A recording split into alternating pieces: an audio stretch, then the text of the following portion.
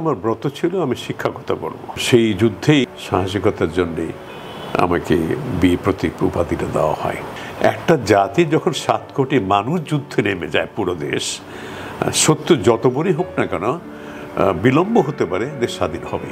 যত পলিটিক্যাল নেতা আছে, সমস্ত নেতা, বিশেষ পলিটিক্যাল নেতা, মন্ত্রী, সবাইকে উদ্দেশ্যে বলছি, যাদের কাছ থেকে তাদের কিছু ফেরত দেন। পৃথিবী আমার চাঁদ রেখো না বেঁধে আমার। ভিউয়ার্স, আমি ইন্না শারমিন চলে আসলাম ইন্নাস পোস্ট থেকে। গত পর্বে বলেছিলাম একটা নতুন চমক নিয়ে আপনাদের সামনে আসব। আমার আজকের চমক একজন নতুন মুক্তিযোদ্ধার সাথে আপনাদেরকে পরিচয় করিয়ে দিব। তিনি হলেন রণাঙ্গনের মুক্তিযোদ্ধা, অবসরপ্রাপ্ত লেফটেন্যান্ট কর্নেল মোদাচ্ছের হোসেন খান। চলুন কথা বলি একজন বীর প্রতীকের সাথে। আঙ্কেল, আপনাকে স্বাগতম ইন্নাস পোস্টে। কেমন আছেন? আলহামদুলিল্লাহ ভালো আছে। তুমি কেমন আছো? আলহামদুলিল্লাহ আঙ্কেল, আমি ভালো আছি এবং আপনার মতো বা আপনাদের মতো চাচাদের সান্নিধ্যে আসতে পারাটা আমার জন্য একটা বীরত্বের ব্যাপার। আমি খুব গর্ববোধ করি যখন আমি কোনো মুক্তিযুদ্ধের সাথে কথা বলতে আসি। ঝিনাইদহ ক্যাডেট কলেজের ছাত্র ছিলেন, তারপরে পাশ করলেন কোন সালে এইচএসসি? আমাদের তো ক্যাডেট কলেজে ক্লাস 7 থেকে শুরু হয়, শেষ হয় তোমার হতেছে এইচএসসি, ইন্টারমিডিয়েট পর্যন্ত। তো আমরা ঢুকলাম তোমার হতে 1963 সনে, 64-এ, এবং বের হলাম 1970 সালে। তো আঙ্কেল, আমি যতদূর জানি আপনি এই ঢাকা ইউনিভার্সিটির ইকোনমিক্স ডিপার্টমেন্টে ভর্তি হয়েছিলেন। কি মনে করে সেনাবাহিনীতে যোগ দিলেন? এটা অনেকটা হচ্ছে দুটা কারণ। একটা হচ্ছে অনেকটা হুজুগ, আর একটা হচ্ছে কিছুটা প্রেশার। আমার ছোটকাল থেকে আমার ব্রত ছিল আমি শিক্ষকতা করব। একদম ছোটকাল থেকে পড়াশোনা মোটামুটি খারাপ ছিলাম না। তো আমি ভর্তি হলাম। ভর্তি হলে তখন তোমার ঢাকা ইউনিভার্সিটি ইকোনমিক্সের চেয়ারম্যান ছিলেন, হেড অফ দ্য ডিপার্টমেন্ট ছিলেন ডক্টর এম.এন. হুদা, খুব নাম করা অর্থনীতি বিশেষজ্ঞ, এবং উনি অ্যাডভাইজার ছিলেন শহীদ প্রেসিডেন্ট জিয়াউর রহমানের ক্যাবিনেটে। উনি আমার রেজাল্ট দেখে খুশি হলেন, বলে ঠিক আছে। আমি বললাম যে স্যার আমি শিক্ষকতা করতে চাই, এই জন্য আমি জয়েন করেছি। তো ঠিক আছে, ভালো করো। তো ভর্তি হয়ে গেলাম। তারপর আবার যা হয় ওই বয়সে, তখন ওই সময়টা 1970 সনের শেষের দিকে, তখন আমাদের এই প্রথম 4টা ক্যাডেট কলেজের ছাত্ররা একসাথে বের হলো তোমার, এবং 4টা ক্যাডেট ছাত্র একসাথে আমরা অ্যাপ্লাই করলাম হুজুগে করে। এই চল আর্মিতে পরীক্ষা নিচ্ছে, পাকিস্তান আর্মি। ঠিক আছে, পরীক্ষা দিলাম। পরীক্ষা দিয়ে সবগুলিতে সফলের সাথে উত্তীর্ণ হয়ে গেলাম সব পরীক্ষায়। এখন কি করব? আমার তো ইচ্ছা নাই, আমি সবাইকে আমি নামতে যাবো না। এটা দিয়েছিলাম। আমার পরিবারে আত্মীয়স্বজন অনেক তোমার হইতেছে আর্ম ফোর্সেসে, অনেকটা চাপও করে জয়েন করলাম আর কি। তো সেই জন্য আমার এখন আজ অবধি আমার খুব কষ্ট হয় কেন ওই সিদ্ধান্তটা নিয়েছিলাম। তবে একটা জিনিস আমার ভালো লাগে, সেটা হচ্ছে আমি যাই না আর্মিতে জয়েন না করলে স্বাধীনতা যুদ্ধে অংশগ্রহণ করতে পারতাম কিনা, সুযোগ আসতো কিনা, সেই দিক দিয়ে অনেক কিছুটা সান্ত্বনা পাই। তো এই জন্যই হতেছে আমি যতটুকু জানি যে আপনি ট্রেনিং কমপ্লিট করেননি, আপনি একাডেমিতে থাকা অবস্থায় আপনি ঘোষণা শুনলেন স্বাধীনতার, এবং তখন আপনি সেকেন্ড টার্মার ছিলেন। সেকেন্ড টার্মার থাকা অবস্থায় আপনি যে দুঃসাহস দেখালেন, যে একটা ডিসিশন নিলেন যে আমি পালিয়ে যাব, আমাকে এটা বিস্তারিত একটু বলবেন যে কি মনোভাব নিয়ে আপনার মনে হলো যে আমি ট্রেনিং শেষ করব না, আমাকে দেশে ফিরতে হবে, আমি মুক্তিযুদ্ধে জয়েন করব? যখন স্বাধীনতা যুদ্ধ শুরু হলো তোমার হচ্ছে সেই 25শে মার্চে কালো রাত্রি থেকে যখন ওরা ক্র্যাকডাউন করলো, তখন আমরা পুরো জিনিসটা অর্থ জানতাম না। তারপর আমরা পালিয়ে রেডিও শুনতাম। ওই রেডিও শুনতে হঠাৎ করে শহীদ প্রেসিডেন্ট জিয়ার গলাটা, ওটা বারবার তো ব্রডকাস্ট হচ্ছিল, শুনতে পেলাম। এর মধ্যে আমাদের কাছে খবর এসে বিবিসি শুনতাম, আমরা অন্য অন্য জায়গায় শুনতাম সংবাদ, শুনতে পেয়ে মোটামুটি একটা আঁচ করতে পারলাম বাংলাদেশে কি হত্যাযজ্ঞ হচ্ছে। ওটা শোনার পরে আমি মনে মনে সিদ্ধান্ত নিয়ে ফেলাম, না, এই সেনাবাহিনীতে আমার চাকরি করা সম্ভব না, কোনো অবস্থাতে না।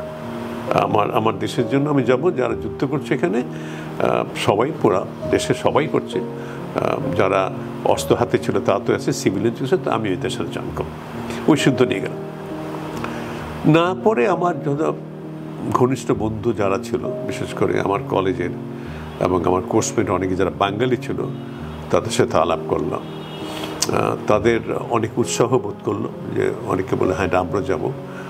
তারপরে অনেক আমাদের যে বাঙালি যারা ওইখানে ইনস্ট্রাক্টর ছিল, তাদের সবার সাথে আলাপ আলোচনা করলাম। দুর্ভাগ্যবশত বাঙালি যারা অফিসার ছিল এখানে কেউ আমাদেরকে উৎসাহ দিল না। আমাকে সিনিয়র মধ্যে একজনই ছিল, শহীদ লেফটেন্যান্ট ইমদাদুল হক বীর উত্তম, মারা গেছে আমার সাথে, উনি এসেছিল পালিয়ে। আর আমার কোর্সমেট যারা প্রায় আমরা 10-12 জন একত্র হয়েছিলাম, আমরা পালিয়ে যাব। তো আমরা সিদ্ধান্ত নিয়ে ফেললাম। তারপরে কোনো এক উইকেন্ডে আমাদেরকে অ্যালাউ করতে, উইকেন্ডে শহরে যেতে। অ্যাবটাবাদ শহর ছিল, কাকুল হচ্ছে আমাদের মিলিটারি একাডেমি, তো কাকুলের হচ্ছে অ্যাবটাবাদ এক ছোট্ট শহরের মধ্যে ছিল। তো এখানে আমরা উইকেন্ডে যেতাম, ওইখানে গিয়ে একটু ঘোরাঘুরি করে আবার চলে আসতাম। তো আমরা ঠিক করলাম ওই উইকেন্ডে বেরিয়ে যাব। তো উইকেন্ডে গেলাম, প্রায় 8-10 জন গেলাম। সেখানে যাওয়ার পর আমাকে সবাই বলল পরিকল্পনাটা কি। তো আমি বললাম যে আমরা পালিয়ে যাবো। কোথা থেকে যাব? আমি যে প্রথম দেখি আমরা ওইখান থেকে আমরা লাহোরে যাব, লাহোর দিয়ে পার হয়ে যেতে চেষ্টা করেছি। এরা কোয়েটার চেষ্টা করেছিলাম, কোয়েটা দিয়ে লাহোর দিয়ে, যেখানে না পাই পর্বতে অন্য যাবে, যেখানে বের হয়ে যাবই, যা থাকে কপালে। তো ওইখানে আবার ম্যাক্সিমাম এখান থেকে সরে পড়লো। আমাদের রইল শুধু এখানে 4-5 জন। তারা আমরা ওইখান থেকে তারপরে গেলাম, এখান থেকে লাহোরে গেলাম। লাহোরে বর্ডার দিয়ে ক্রস করার ইচ্ছা ছিল, কিন্তু আমরা যেদিন ক্রস করবো তার আগের দিন শুনতে পেলাম কয়েকজন বাঙালিকে ধরা হয়েছে, তাদেরকে মধ্যে ধরার মধ্যে অনেকজনকে বেড়েও ফেলা হয়েছে। তো আমরা ওইটা পরিবর্তন করে বললাম যে ঠিক আছে আমরা অন্য জায়গায়। আমাদের টিচার ছিল শিক্ষক ক্যাডেট কলেজে, উনি থাকতেন ইসলামাবাদে কোনো একটা স্কুলে, উনি শিক্ষকতা করতেন এখানে, বাঙালি। ওনার এখানে গেলাম। ওইখানে যাওয়ার পরে আমাদের শিক্ষক ভালো বেশি হয়তো বলছি, এত বড় দুঃসাহসের ব্যাপার, তোমরা ধরা পড়ে যাবে, আটকে পড়ে যাবে, বরঞ্চ ফেরত যাও। তো আমি আমার এই মাহমুদ যে এখন আর্মিতে ছিল, এখন রিটায়ার করেছে আমারই মতো, ও আর ইমদাদুল হক, আমরা অনর নিলাম যেন আমরা যাবো। ওখান থেকে ভাবছি সবাই সরে পড়লো, আর কেউ থাকে নাই। তো আমরা 3 জনই তখন চলে গেলাম ওইখান থেকে করাচিতে। করাচি থেকে বেশ কিছু ছিলাম, তারপর এখানে পরিকল্পনা করে তারপরে পালিয়ে আসলাম। একটা লম্বা চড়া কাহিনী। মুক্তিযুদ্ধে যে জয়েন করলেন, এটা তখন কোন মাস?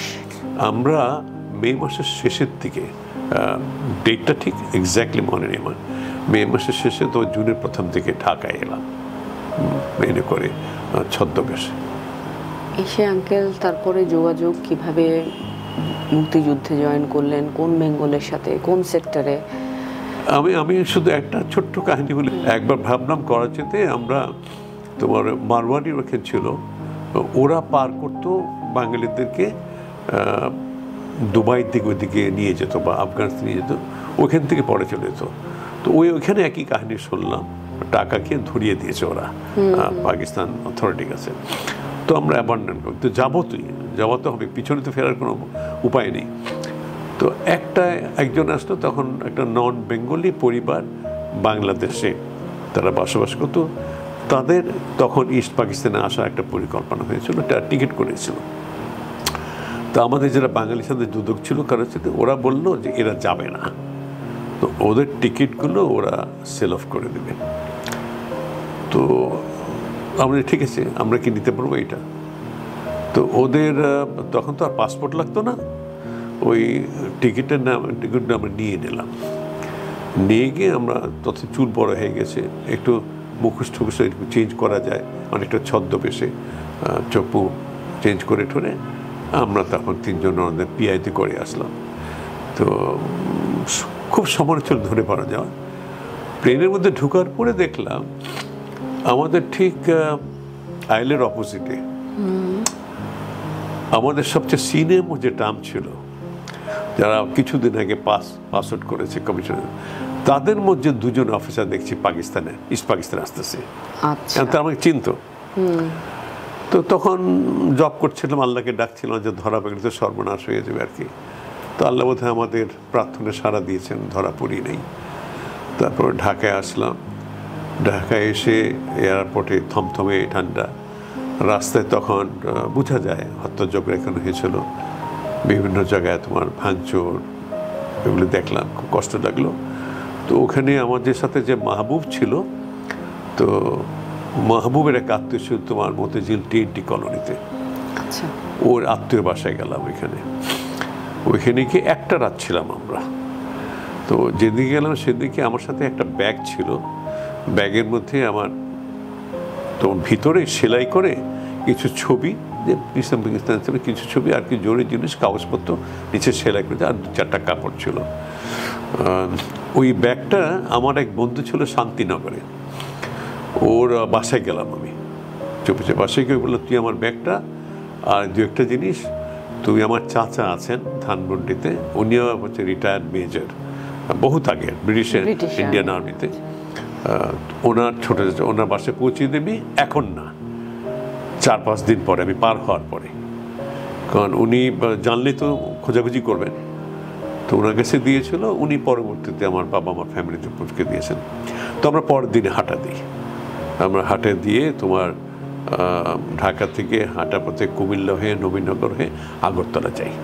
পথে অনেক ঘটনা ঘটেছিল, আল্লাহর রহমতে আমাদের কোনো ক্ষতি হয়নি ফিজিক্যালি।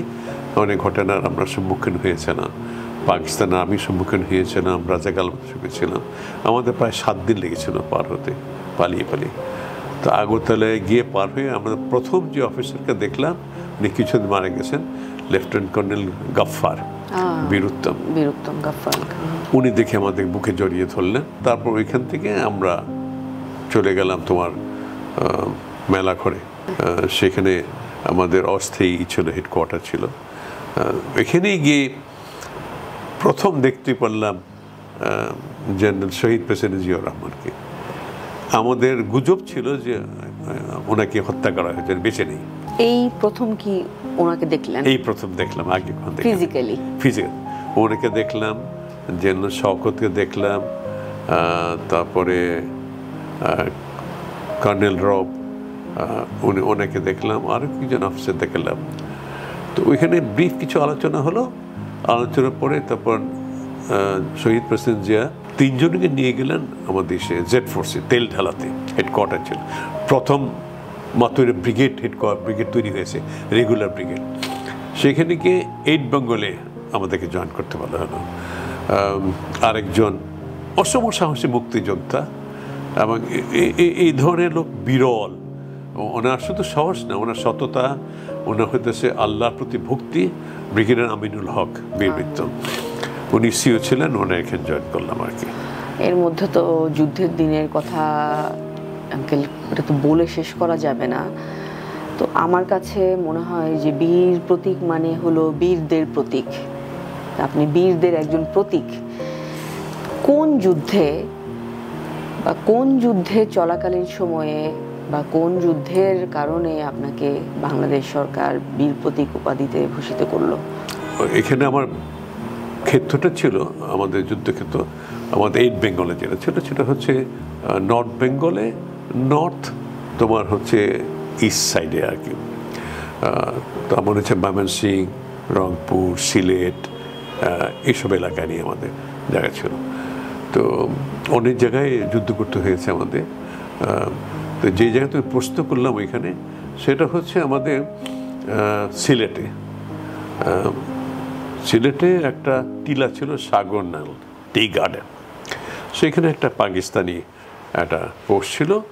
আমাকে আমার কোম্পানিকে বলা হয়েছিল এই পোস্টটাকে ওখানে শক্ত একটা জায়গা টিলের উপরে, ওদেরকে ডিস্ট্রয় করতে হবে, ওই জায়গাটা আমাদের ক্যাপচার করতে হবে। তো সেই যুদ্ধেই অংশগ্রহণ করেছিলাম কোম্পানি কমান্ডার হিসেবে। সেখানে ওই সাহসিকতার জন্যেই আমাকে বীর প্রতীক উপাধিটা দেওয়া হয়। আচ্ছা আচ্ছা আঙ্কেল, এটা কোন মাসে আনুমানিক? এটা ছিল ধরো সেপ্টেম্বরের দিকে। যুদ্ধ করতে করতে আঙ্কেল যখন নভেম্বর ডিসেম্বর এগিয়ে আসলো, কোন সময়টাতে বুঝতে পারলেন আপনারা যে দেশ বিজয় লাভ করবে বা করছে, বা একটা আভাস কি কখনো পেয়েছিলেন শেষের দিকে? তোমার প্রশ্নের উত্তর দুভাবে দেব। একটা হচ্ছে আমার দৃঢ় বিশ্বাস ছিল যখনই সময় হোক না, যত সময় নিক, দেশ স্বাধীন হবে। আচ্ছা, দেশ স্বাধীন, এটার মধ্যে বিন্দুমাত্র সন্দেহ ছিল না। এখন আমাদের প্রতিবেশী রাষ্ট্র, তখনকার বন্ধু রাষ্ট্র ইন্ডিয়া আমাদের সাহায্য করুক বা না করুক, দেশ স্বাধীন হবে। কেন এটার পিছনে? তখন বয়স কম ছিল, কত ছিল তোমার, লেট টিনস ছিল, 18-19 বছর বয়স ছিল তখন। তো ছিল, কারণটা ছিল এই যে আমি বুঝতে পেরেছিলাম এই যুদ্ধ গুটিগত লোকের যুদ্ধ না, পুরো বাঙালি জাতির যুদ্ধ। 7 কোটি লোক যুদ্ধ করছে। তো কেউ অস্ত্র হাতে সুযোগ পেয়েছে, সৌভাগ্যবান ছিল আমাদের মধ্যে যারা অস্ত্র সম্মুখ সময় যুদ্ধ করতে পেরেছে, কিন্তু পুরো দেশ তো যুদ্ধ করছে। একটা জাতি যখন 7 কোটি মানুষ যুদ্ধে নেমে যায়, পুরো দেশ, সত্য যত বড়ই হোক না কেন, বিলম্ব হতে পারে, দেশ স্বাধীন হবে, এটা অবধারিত, এটা ইতিহাস থেকে প্রমাণিত, এমন কোনো সন্দেহ ছিল না। তোমার প্রশ্নের দ্বিতীয় ভাগ যেটা হতেছে কখন আমরা টের পেলাম যে এটা হতে যাচ্ছে খুব শীঘ্রই, সেটা ধরো আমাদের নভেম্বরের দিকে। নভেম্বরের দিকে কেন বলছি, তখন কিন্তু ইন্ডিয়ান আর্মি তো এসে তোমার ডিসেম্বরে, 3 ডিসেম্বরে তার ওপেনলি একদম শেষের দিকে। তখন কিন্তু আমার ধারণা যেটা পাকিস্তান কিন্তু কাবু হয়ে গেছে, তার এক্সিট খুঁজছে তখন। ওই সময় যদি ইন্ডিয়া যদি সরাসরি আমাদের সাথে যদি না আসতো, হয়তো আর 2-4 মাস 6 মাস লাগতো আর কি, খুব বেশি সময় লাগতো না। কারণ ওরা তখন এক্সিট খুঁজে চলে যাবার জন্য হয়তো একটা সম্মানজনক পথ খুঁজে বার করে চেষ্টা করতো, কিন্তু চলে যেত এটা। কারণ আমি তো এখন তো পরিণত বয়স, আর্মিতে চাকরি, এখন জানি আমাদের অ্যাসেসমেন্ট কীভাবে হয়। যখন ফর শিওর তখন উইথড্রল হয়, রিট্রিট হয়, বা একটা বোঝাপড়ার জন্য আসে, তখন আমরা টের পেয়ে গেছে তখন যাচ্ছে। সুতরাং নভেম্বরের দিকে এটা পরিষ্কার ছিল। বাই দ্যাট টাইম তোমার পুরো পৃথিবীর আমাদের পক্ষে কথা বলা শুরু করে সোচ্চার ছিল। তো নভেম্বরে এটা একেবারে পরিষ্কার ছিল, তো তখন আমরা টের পেয়ে গেছি আর কি। তো আমার ডিসেম্বরে অবশ্য লাস্ট ব্যাটেল ছিল 16ই ডিসেম্বরে, কিন্তু আমার লাস্ট যুদ্ধ ছিল আর কি। তোমার যদি সময় থাকে আমি কিছু ব্যাখ্যা করতে পারি। জি অবশ্যই। আমাদের আমি শেষের দিকে, নভেম্বর শেষের দিকে আমার কোম্পানিকে একত্র পাঠিয়ে দেওয়া হয় ফার্স্ট বেঙ্গলের সাথে। আচ্ছা, ফার্স্ট বেঙ্গল তখন commanding officer lieutenant colonel Ziauddin retire করেছেন। আমার কিন্তু কমিশন হয়, ফর্মাল কমিশন বাংলাদেশ স্বাধীন হওয়ার পরে। কমান্ডার ছিলেন কর্নেল জিয়াউদ্দিন, তখন ব্রিগেড কমান্ডার 46 ব্রিগেডের। তো ওনার আন্ডারে আমাকে যুদ্ধক্ষেত্রে পাঠিয়ে দেওয়া হলো এই রিনফোর্স করার জন্য। তো আমি জয়েন করলাম ওদের সাথে গিয়ে। তো আমাদের প্রথম যুদ্ধটা হয় কানাইহাটে, যেখানে আমি ছিলাম ওই যুদ্ধে। লাস্ট ব্যাটেলটা হয় আমাদের সিলেটের এমসি কলেজে। তো এমসি কলেজের ঠিক উল্টো দিকে ছিল আমাদের পজিশন। ওরও তোমার হিল টপে ছিল পাকিস্তান আর্মি, আমরা হিল টপে ছিলাম। আমার সাথে 3টা কোম্পানি ছিল। আমি ছিলাম তোমার হচ্ছে মাঝখানে, আমার ডান পাশে ছিল ওয়াকার, মেজর ওয়াকার, আমার বন্ধু হজরত ওয়াকার বীর প্রতীক। বাম দিকে ছিল মেজর হাফিজ বীর বিক্রম তখন। আচ্ছা, এই 3 জন একসাথে ছিলাম। প্রচণ্ড একটা রক্তক্ষয়ী যুদ্ধ হয়েছিল আমাদের এখানে। ওরা শেষ পর্যন্ত ওদেরকে আমরা ধ্বংস করতে সামর্থ্য হই, কিন্তু আমাদের কিছু ক্যাজুয়ালিটি হয়েছিল এখানে। কারণ আমাদের জায়গাটা একটু নিচু ছিল, ওদের জায়গাটা রাস্তার উপরে, সেখানে থেকে আমাদের যেতে হতো। যুদ্ধের এক সময় দেখি যে মেজর হাফিজ নেই বাম পাশে, ওয়াকারে নেই, ওয়াকার বসে আমার যাওয়ার একটু আগে এসে। তখন মেসেজটা কারণ যে তোমরা ফেরত চলে এসো, দেশ স্বাধীন হয়ে গেছে। আচ্ছা, আমি যে আমাদের আগে জানানো হয়নি, আমি তো যুদ্ধ করেই যাচ্ছি এখানে, হঠাৎ করে তাকে যে কেউ নাই। যাই হোক, ওইটা একটা মস্ত বড় একটা কি বলবো, এটা ফিলিংটা, ওই অনুভূতিটা ভাষায় প্রকাশ করা যায় না। দেশ স্বাধীন হয়ে গেছে, পাকিস্তান আর্মি সারেন্ডার করেছে। আপনার কাছে জানতে চাই ওই মুহূর্তটা আপনার কাছে কেমন লাগছিল? ওইটা বলে ওটা ভাষায় প্রকাশ করা যায় না। আমার মনে হয় জীবনে যা কিছু পাওয়ার পেয়ে গেলাম, আমার কিছু পাওয়ার নেই, আর কিছু চাওয়ার নেই। দেশ স্বাধীন হলো, মাটি স্বাধীন, সত্যমুক্ত হলো। তো সেখান থেকে আমরা চলে আসলাম। চলে এসে আমরা সিলেটের শহরের ভিতর দিয়ে হেঁটে গেলাম। ওই দৃশ্যটা আমার মৃত্যুর আগ পর্যন্ত মনে থাকবে। আমরা পুরা সবাই, আমাদের তো পরনে সাদা কাপড় ছিল, সিভিলিয়ান ড্রেস ছিল, হেলমেট, রাইফেল হাতে, সবাই হেঁটে যাচ্ছি। রাস্তার দুপাশে আবাল বৃদ্ধ বনিতা, বাচ্চা বুড়ো সবাই উপর থেকে ফুলের পাপড়ি মালা দিচ্ছে, কেউ পানি নিয়ে আসছে, কেউ দুধ নিয়ে আসছে, কেউ ফল নিয়ে আসছে, খাওয়া, কেউ গলায় জড়িয়ে ধরছে, মানে থেমে থেমে, মানে এটা আনন্দ অশ্রু আমাদের চোখ ভেয়ে, মানে গাল ভেয়ে গেছে আর কি। সেখান থেকে হেঁটে গিয়ে তারপর আমরা সিলেট এয়ারপোর্টে গিয়ে ওইখানে একত্র হলাম। তারপর এখান থেকে আমাদের বিভিন্ন জায়গায় ডিরেকশন, কে কোথায় যাবে আর কি। ওই দৃশ্যটা, যে দেশ স্বাধীন হয়েছে এবং সবাই যে একত্র হয়ে গেল, মিলেমিশে একাকার হয়ে গেল, যারা যুদ্ধ করেনি তারা এবং আমরা যোদ্ধা, ওইটা, ওই দৃশ্য, ওই স্মৃতিটা মানে কোনো ভাষাতেই প্রকাশ করা যায় না, এটা অসম্ভব। ওইটা শুধু অনুভব করা যায় হৃদয়ের মণিকুঠাতে। যুদ্ধে যে গিয়েছিলেন পরিবার তো জানতো না, যুদ্ধ বা বিজয়ের পরে, যুদ্ধ শেষে বা বিজয়ের পরে পরিবারের সাথে কবে দেখা হলো? ভালো একটা প্রশ্ন করেছো, খুব ইন্টারেস্টিং। আমি কাউকে জানাই নেই যুদ্ধের শেষ হওয়ার পরে, জানার কোনো উপায় ছিল না, খেয়ালও ছিল না। দেশ স্বাধীন ওঠে মিতেছিলাম, বন্ধু বান্ধব, অফিসার সবাইকে নিয়ে কোলাকুলি, গল্প করা, বই হল্লা করা, এগুলো নিয়ে। আমাদের ব্যাটালিয়নকে অর্ডার দেওয়া হলো তোমার ইসে চলে যাওয়া, অনেক সিলেটের জায়গাটা চা বাগান, শ্রীমঙ্গলে। শ্রীমঙ্গলে গিয়ে আমরা থাকবো, ওইখান থেকে পরবর্তী নির্দেশ পর্যন্ত ওইখানে থাকবো। শ্রীমঙ্গলে প্রায় আমার মনে হয় 2-3 সপ্তাহ ছিলাম আমরা। ওখানে আমি কাউকে বলি নাই। বাবা ছিল চুপচাপ, কথাবার্তা বলতেন না, ও দায়িত্বটা পালন করতেন আর কি। বাবার কোরআনের আয়াত শুনে তোমার তেলাওয়াত শেষে যখন ঘুম ভাঙতো আর কি। উনি যেমন ফার্সি, যেমন উর্দু, যেমন আরবি, যেমন ইংরেজি, বাংলা, তুখোর ছিলেন। তুমি তুখোর শব্দ ব্যবহার করছিলে আমার জন্য, আমি তুখোর না, উনি তুখোর ছিলাম বাবা। তার এক ভগ্নাংশ আমি পাইনি। সেই বাবা দেখেছি খালি গেটে লুঙ্গি পরে, আমি গিয়ে নক করলাম বাইরে দরজা, উনি আসলেন লুঙ্গি পরে খালি গিয়ে, হতভম্ব হয়ে বাকরুতে দাঁড়িয়ে থাকলেন। আমার তখন বয়স 20-25, পরবর্তীতে আমি যতদিন বাবা বেঁচেছিলেন প্রায় 80 বছর বয়স, ওনার চোখে কখনো পানি দেখিনি আমি, এই প্রথম পানি দেখলাম। আপনাকে দেখা মাত্র চুপ পড়ে থেকে উনি ধর ধর করে কাঁদলেন, চোখ দিয়ে পানি পড়ছে, এসে আমাকে জড়িয়ে ধরলেন। কখনো আমাকে জড়িয়ে ধরেনি বাবা, আমরা খুব ভয় পেতাম, বাবার কাছে যেতাম না, একটু বললাম না রাজভারী লোক ছিলেন।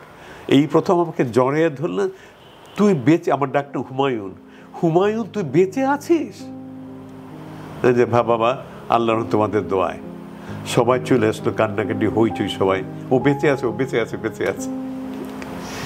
তো সেটা বলে আমি আগে জানি নেই, খেয়ালই ছিল না যে জানাবো।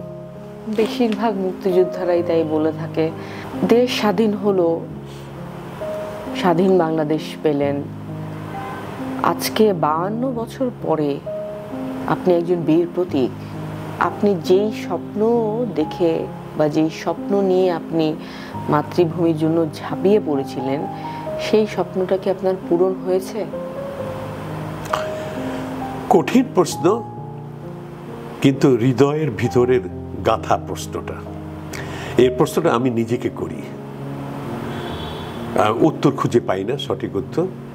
আমি কিছু লেখালেখি করছি এটার উপরে, এই সাবজেক্টের উপরে।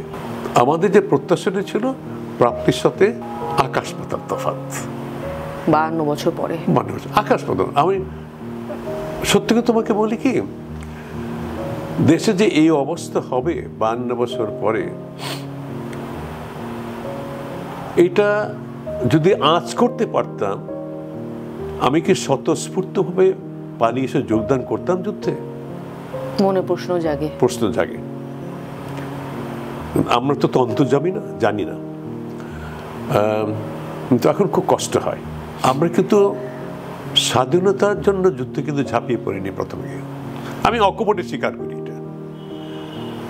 আমরা প্রাথমিক অস্ত্র ধরেছেন আমাদেরকে বাঁচানোর জন্য, কারণ দেশের মানুষকে হত্যা করছিল। এই হত্যাটা বন্ধ করেছে আমাদের হত্যা, আমাদের হাতে নিবে। যখন দিন হত্যা বন্ধ হচ্ছে না, এটা পরবর্তীতে যুদ্ধটা স্বাধীন যুদ্ধে রূপান্তরিত হলো। এটা আমার অ্যাসেসমেন্ট। কিন্তু তুমি বলো 8 বেঙ্গল যে প্রথম অস্ত্র ধরলো, বিডিআর যেতে তোমার হইতেছে রিভোল্ট করলো অস্ত্র হাতে, পুলিশ যে করলো, এটা কি তখন তারা ভেবেছিল দেশ স্বাধীনতার জন্য যুদ্ধ করবে? না, আমার অ্যাসেসমেন্ট না। কিন্তু পরবর্তীতে দেখা গেল এটা এমন একটা সংঘাতের সৃষ্টি হলো, দেশের অস্তিত্ব হচ্ছে বিপন্ন। এরা শুধু আমার থেকে দাবি রাখে না, দেশটাকে নিশ্চিহ্ন করার জন্য আসছে, বাঙালি জাতকারকে একেবারে মুছে ফেলার জন্য মাটির থেকে আসছে। তখন ভাবলাম না, তখন আমার স্বাধীনতার যুদ্ধে অংশ, এটা স্বাধীনতার যুদ্ধ। তখনই আমরা ভাবতাম আমার যে অধিকার, নাগরিক অধিকার, যে আইনের মধ্যে, তোমার সংবিধানের মধ্যে যেগুলো গ্যারেন্টি, তোমার শুধু খাওয়া দাওয়া না, আর এই যে পার ক্যাপিটা ইনকাম নিয়ে, আমি কারো পক্ষে বিপক্ষে কথা বলছি না। এই বয়সে 2 দিন পরে হয়তো চলে যাব, আমাদের বয়স শেষ হয়ে গেছে, পা একটা হয়তো তো চলে গেছে কবরে। তো সেটা হচ্ছে দুঃখ লাগে এটা, এই যে মিসনোমারটা আজকাল যেটা হয়, $2600 পার ক্যাপিটা ইনকাম, অর্থনীতিটা হচ্ছে, তার সম্পদটা হচ্ছে 2% লোকের হাতে, খুব বেশি হলে 2 কি 3%। তো 2% লোকের সম্পদ তুমি 17 কোটি দিয়ে ভাগ করলে তাহলে তো $2500 $2600 হবে। তো সেটা তো ডেভেলপমেন্ট না। তো আমি যদি শুধু বাক স্বাধীনতা, মানবিক অধিকারতা বাদে দিই, অর্থনৈতিক উন্নত সেভাবে হয় নাই। তাই যদি হয় যে প্রতিদিন আমরা গ্রাম থেকে শহরে হাজার হাজার লোক কেন দেখি? এখন আমি গাড়ি যদি থামাই, ভিক্ষা করতে লোকজন কেন গাড়ির সামনে দাঁড়িয়ে থাকে, আমার 2টা পয়সা দেন। আমি লেক দিয়ে হাঁটি প্রতিদিন সকালবেলা, লেকের পাশে দৈনিক দিচ্ছে লোক আর বেড়ে যাচ্ছে ভিক্ষুকদের দল। তো একটা লোক কি সহজেই ভিক্ষা করে? যদি তার ভিক্ষা করার যদি ইচ্ছা না থেকে, বা তার সঙ্গতি যদি থাকে যে খেটে খাওয়া, 3 বেলা পেট ভরে খাওয়া পরিবার নিয়ে, তাকে সে ভিক্ষা করতে যাবে? এটা কি সম্মানজনক কাজ? সবাই কি করে? কেউ করতে চায়? তো তাই যদি উন্নয়ন যদি এত বেশি সবার যদি হয়ে থাকে, তাহলে এই সিন কেন আমরা দেখছি কেন? তাহলে আমার কি টিসিবির ওই যে ট্রাকের মধ্যে লাইন ধরে মধ্যবিত্ত পরিবারের লোকজন পর্যন্ত লাইন ধরে কেন দাঁড়িয়ে থাকবে 2টা পয়সা কমে চাল ডাল নুন নেওয়ার জন্য? তো এই কথাগুলো যখন মনে আসে তখন খুব পীড়া দেয়। কি জন্য আমরা তো বেঁচে আছি, আমি সৌভাগ্যবান, একটা আঁচল লাগে না গায়ে। আমার ডানে পাশে লোক মরতে দেখেছি স্বাধীনতার যুদ্ধে। আমার যে ইমদাদের কথা তোমাকে কথা বলি, বীরত্তম ইন্দিরা অসম সাহসী লোক ছিল। সে মারা গেলে কেমন জানো? ছোট্ট করে বলি, ও আরেকটা জায়গা, আমি যখন যুদ্ধ সকালে সেটা আরেকটা টিলাতে গেছিল, সে ওইখানে স্তব্ধ করে দিয়েছে একটা পাকিস্তানি পজিশন, কিন্তু একটা মেশিন গান ছিল, ওখান থেকে গুলি আসছিল বারবার। তো উনি কয়েকটা সৈনিককে পাঠা, ওটা যাও। তো সৈনিকদের এখানে পাঠাতে গিয়ে একটা সৈনিক ওইখানে মারা যায়, বুঝতে পারেন। তো বডি টানতে হবে, সবাই চলে এসে ওরে গেছে। তো বলছে যে আমি যাই, লেফটেন্যান্ট ও কোম্পানি কমান্ডার ছিল। তো সৈনিক, স্যার আপনি যাবেন? আমি যে কিছু করলাম, কোম্পানি কমে যায়। বলে মৃত্যু যদি চিন্তা করতাম তাহলে তো পারে এসে যুদ্ধ করতাম না। উনি গেলেন বডি নিয়ে আসে, পথের মধ্যে উনি একটা বাস পেলেন, উনিও মারা গেলেন। বডি আনতে যে উনি মারা গেলেন, বডি আনতে মারা গেলেন। রিক্সা চালায় বলে না যে মুখ যুদ্ধ করেছি, খুঁচিয়ে খুঁজে যখন জিজ্ঞেস করতে মুক্তিযুদ্ধ করি। তো তাহলে তুমি আসো নাকি ঢাকায়? কেন সানা আসতাম? সার্টিফিকেট নিতে আমরা কি যুদ্ধ করছি? আমরা এখনো আমার কিছু একটা সেপাই আসছে আমার কাছে, স্যার আপনাদের জন্য আমি যুদ্ধ করেছি, আপনার আন্ডারে যুদ্ধ করছি, সার্টিফিকেট নিতে গেছিলাম স্যার, 3 লক্ষ টাকা চায় মুক্তিযুদ্ধ মন্ত্রণালয়। আমি তখন ফোন করে ওয়াকেট করছি, মেজর ওয়াকার, তুই কি পারবি ওকে সার্টিফিকেট দেবো? যে দোস্ত চিন্তা করছি আমি করে দেবো। 2 বছর ঘুরছে, সার্টিফিকেটটা পেয়েছে, তার 3 লক্ষ টাকা চেয়েছিল। তো এই তো মুক্তিযুদ্ধ বা দেশের অবস্থা। তো সবাই বলে যে উন্নয়ন, ভালো উন্নয়ন হয়েছে, তো উন্নয়ন কি কোটিগত লোকের জন্য উন্নয়ন করার জন্য করেছি দেশ, নাকি শত কোটি মানুষের জন্য করেছি আমরা? এই প্রশ্ন যখন আসে তখন কষ্ট লাগে, তখন মাঝে মধ্যে খুব খারাপ লেগে, আর মাঝে মধ্যে কেন যুদ্ধ করলাম, এটা কি দরকার ছিল দেশ স্বাধীন হওয়ার জন্য? এই কটা মানুষের জন্য ক্ষমতা থাকে। আমি মাঝে মধ্যে তোমাকে বলি, আমি একটা লেখা লিখেছি, আমার লেখাটা ছিল হইতেছে এক যন্ত্রণাকাতর মুক্তিযোদ্ধার আর্তনাদ। এটা পেপারও দিয়েছিলাম আমি। এটা যত পলিটিক্যাল নেতা আছে, সমস্ত নেতা, বিশেষ পলিটিক্যাল নেতা, মন্ত্রী, সবাইকে উদ্দেশ্যে বলছি, আপনাদের হাত জোর করে বলছি, আমি আপনারা কত চান, এইভাবে লিখেছি আমি, এটা পেপার আসছে। একটা গরিব দেশের মানুষ হিসাবে যা কিছু ক্ষমতা, বিলাসিতা, টাকা পয়সা, ধন দৌলত, যা কিছু দরকার সবটুকু আপনি নিয়েছেন, আর কত চাই? এবার কিছু ফেরত দেন না, যাদের কাছ থেকে নিই তাদের কিছু ফেরত দেন, কিছুটা দেন, আর কত চান? সেটাই কষ্টটা লাগে মা। এই কষ্টটা নিয়ে হয়তো চলে যাব মাটির নিচে। আমরা এখন কথা বলবো অবসরপ্রাপ্ত লেফটেন্যান্ট কর্নেল মোদাসের হোসেন খান বীর প্রতীক আঙ্কেলের সহধর্মিণী মুস্তারি হোসেন পান্না আন্টির সাথে। আন্টি, আপনাকে স্বাগতম। আন্টি, আমি জানতে চাচ্ছি আপনার আঙ্কেলের সাথে আপনাদের বিবাহ কবে হলো, কোন সালে? আমাদের বিয়ে হয়েছে 1981। আচ্ছা, প্রায় 42 বছর। হ্যাঁ, 5 এপ্রিল। মাশাআল্লাহ, 5 এপ্রিল। আন্টি, আপনাদের কয়জন সন্তান? আমার 3টা বাচ্চা, আচ্ছা, 2 ছেলে 1 মেয়ে। কে কোথায় আছেন? বাট আমার মাঝখানের যে ছেলেটা সে বেঁচে নাই। সে 2003-এ ব্রেন টিউমার হয়ে এবং মারা যায়। তো আঙ্কেল বলছিলেন ওনার নামে একটা ক্যান্সার হসপিটাল আছে। আচ্ছা। আর ছেলে আর মেয়ে, মানে বড় ছেলেটা আর আমার ছোট মেয়ে, ওরা দুজনেই আমেরিকায় থাকে। ওরা ওখানে সেটেলড হয়ে গেছে। ছেলে ওখানে স্টেট জব করছে, আর মেয়ে মেমফিসে সে অ্যামাজনে ম্যানেজার হিসেবে আছে। মাশাআল্লাহ, মাশাআল্লাহ। আন্টি, আমি জানি আপনি ভালো গান গান, আমাদেরকে 2 লাইন যদি না শোনাই, আমি আমার দর্শকদেরকে, আমার অনুষ্ঠানটা ছোট্ট একটা অনুষ্ঠান, এটা আমি সাধারণত নজরুল গীতেই বেশিরভাগ করি, কিন্তু আধুনিকও করি সব, এবং কীর্তন সব টাইপেরই করি। লাইলে তোমার এসেছে ফিরিয়া, মজনু গো আঁখি খোলো, প্রিয়তম এত দিন বিরহে, নিশি বুঝি ভোর হলো, মজনু গো আঁখি খোলো।